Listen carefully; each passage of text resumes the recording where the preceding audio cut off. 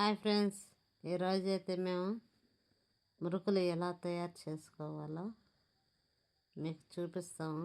చూడండి, దానికి కావాల్సిన పదార్థాలు: బియ్యం పిండి, శనగపిండి, జీలకర్ర, సాల్ట్. జీలకర్ర అయితే ముందుగా దంచుకోవాలి ఫ్రెండ్స్. కచ్చా పచ్చగా అయితే దంచుకోవాలి బాగా. అప్పుడైతే బాగా స్మెల్ వస్తుంది జీలకర్ర. ఇప్పుడైతే బియ్యం పిండిలో శనగపిండి పోసుకొని కలుపుకోవాలి ఫ్రెండ్స్. శనగపిండి తగినంత శనగపిండి పోసుకోవాలి.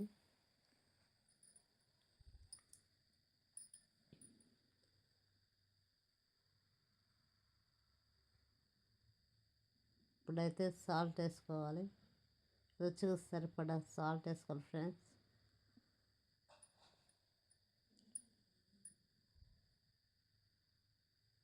ఇప్పుడు దంచుకున్న జీలకర్ర అయితే వేసుకుందాం అండి.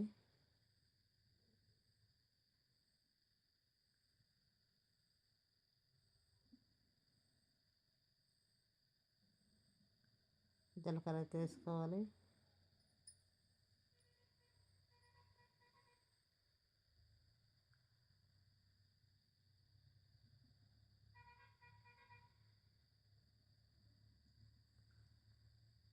ఇప్పుడైతే మొత్తం బాగా కలుపుకోవాలి ఫ్రెండ్స్. శనగపిండి, బియ్యం పిండి మొత్తం బాగా కలిసేలాగా కలుపుకోవాలి ఫ్రెండ్స్. ఆమె అయితే మా చిన్నత్తమ్మ కలిపాము. నీళ్ళైతే తీసుకోవాలి దాంట్లో పోసుకునేదానికి.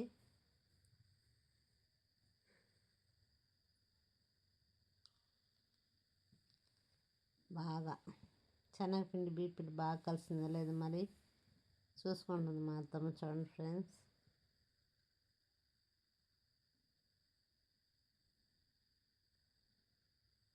ఇప్పుడైతే నీళ్ళు పోసుకుందాం అండి. నీళ్ళు పోసుకుని బాగా కలుపుకోవాలి. కొంచెం కొంచెం పోసుకోవాలి నీళ్ళు ఫ్రెండ్స్. ఒకేసారి పోసుకున్నానుకో అనకైపోద్ది. అందుకు కొద్దిగా పోసుకొని కలుపుకోవాలి ఫ్రెండ్స్.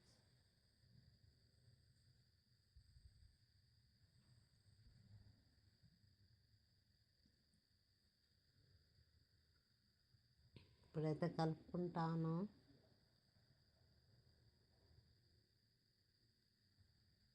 బియ్య పిండి, శనగపిండి కలిపి బాగుంటేనే టేస్ట్ బాగుంటుంది ఫ్రెండ్స్.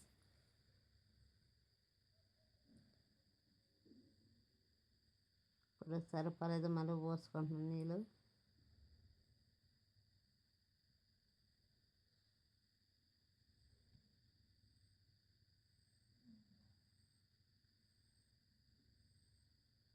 బాగా కలుపుకుంటున్నాను ఫ్రెండ్స్. ముద్దకైతే సరిపోయింది, చూస్తున్నారా? ముద్ద అయితే రెడీ అయిపోయింది ఫ్రెండ్స్. పిండినైతే మురుకుల చెట్లో వేసుకోవాలి.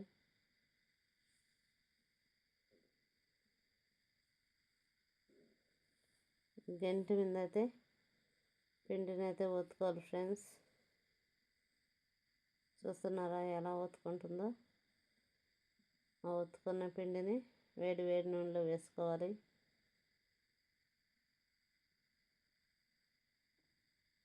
మురుకులను అయితే అటు ఇటు తిప్పుకుంటూ బాగా ఎర్రగా వచ్చేంత వరకు కాల్చుకోవాలి ఫ్రెండ్స్.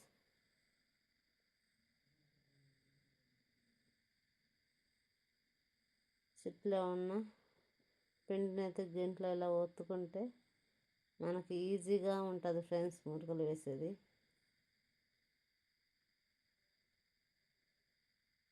చూస్తున్నారా మురుకులు అయితే ఎలాగ ఎర్రగా ఉన్నాయో? మాకైతే పర్ఫెక్ట్గా వచ్చున్నాయి ఫ్రెండ్స్ మురుకులు అయితే.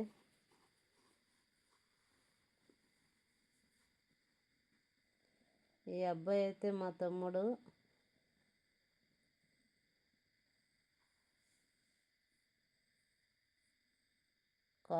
కాలిన మురుకులను అయితే ఇలాగ గంటలో ఎత్తుకోవాలి ఫ్రెండ్స్.